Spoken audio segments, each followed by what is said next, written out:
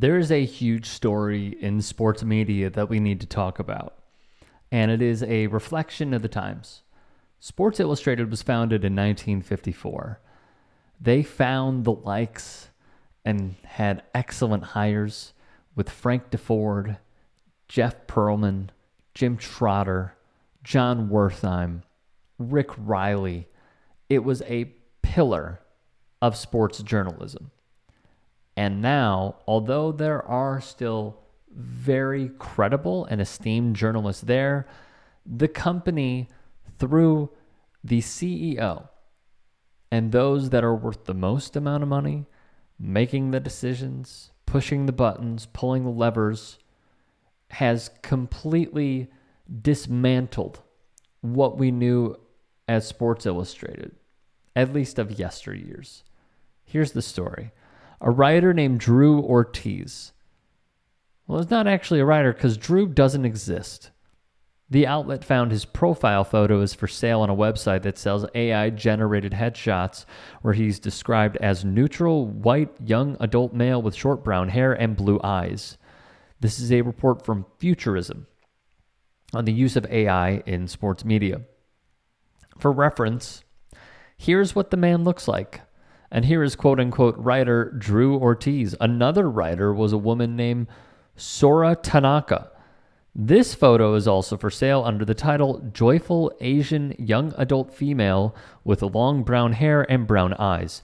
Through sourcing, Futurism's Maggie Harrison wrote that per a person involved in the creation of the SI content, who also asked to be kept anonymous, that's because it's not just the authors' headshots that are AI generated. At least some of the articles themselves, they said, were churned out using AI as well. Let's pause here for a second. A huge note that Harrison made was that this writer, Drew Ortiz, which we'll talk about again momentarily, talked about how volleyball is a hard game to practice because there is no ball present. We would learn Drew Ortiz is artificial intelligence. More. As explained by Harrison, when they reached out to SI's publisher, the Arena Group, for comment, they scrubbed all AI writers and did not give word of why they did this. They did not justify their actions. Ross Levinson, seen here, is CEO of the Arena Group, along with having the same title for Sports Illustrated via Harrison once more. Now that SI, under the management of the Arena Group, parts of the magazine seem to have devolved into a Potemkin village in which phony writers are cooked up out of thin air, outfitted with equally bogus bios and expertise to win the consumer's trust. And they are used to pump out AI-generated buying guides, monetized by affiliate links, to products that provide a financial kickback when readers click them. What gave the entire game away, per Harrison, was, like Drew Ortiz, Sora Tanaka's time came and went as well. Eventually, she also disappeared, replaced by yet another profile that carried no headshot at all, which Sports Illustrated deleted, along with other AI-generated content after we reached out. It wasn't just author profiles, though, that the mag repeatedly replaced. Each time an author was switched out, the posts they supposedly penned would be reattributed to the new persona, with no editor's note explaining the change in byline. Another outlet. This is one to keep your eye on.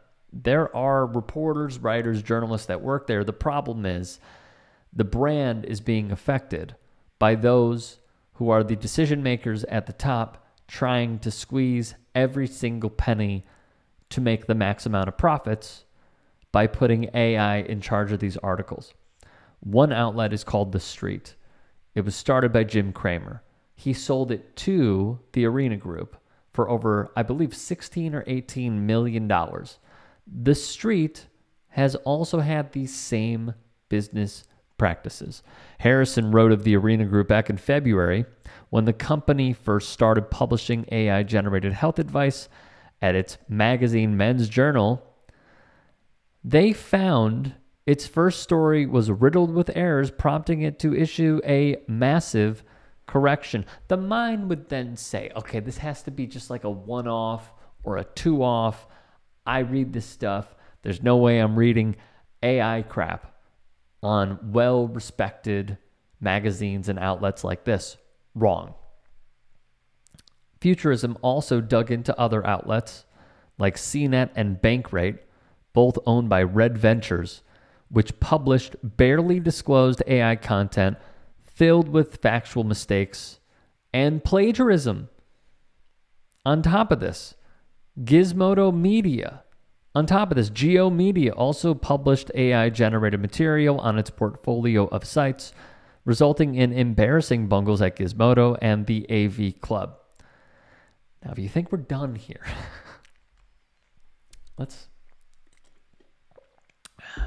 gotta stay hydrated. If you think we're done here, we're not. Even a well-respected outlet like BuzzFeed partook. And the way that they did it was just as bad, if not worse. And USA Today and other Gannett newspapers were busted publishing hilariously garbled AI-generated sports roundups that one of the company's own sports journalists described as embarrassing, saying they shouldn't have published it. SI's statement would read in part, today an article was published alleging that SI published AI-generated articles according to our initial investigation. This is not accurate. The articles in question were product reviews and were licensed content from an external third-party company, Advon Commerce. A number of Advon's e-commerce articles ran on certain arena websites. We continually monitor our partners and were in the midst of a review when these allegations were raised. Wow, the timing is just really odd, isn't it? SI's union demanded answers in a statement of their own. We want to be very clear. What is described in the Futurism story doesn't represent the hardworking journalists who make up the SI union. I implore you to read this full statement. One staffer would write, along with basic principles of honesty, trust, journalistic ethics, etc., I take seriously the weight of a Sports Illustrated byline. It meant something to me long before I ever dreamed of working here. This report was horrifying to read. Indeed it was. Indeed it was. How I remember Sports Illustrated was the pinnacle. It was a place I wanted to work. It was, if you go back, I mean, everybody knows I'm like a huge boxing guy. Some of the journalism that went into boxing in the 70s and 80s and 90s, unmatched, truly. SI Archives, that is what is potentially keeping me coming back, because at this point, I can't support this. I can support people. I can't support those who are trying to maximize profits by crushing the industry, because I need to be very clear. That is what this is. They are telling journalists, writers, copy editors, what have you, don't come work here because we're not hiring you.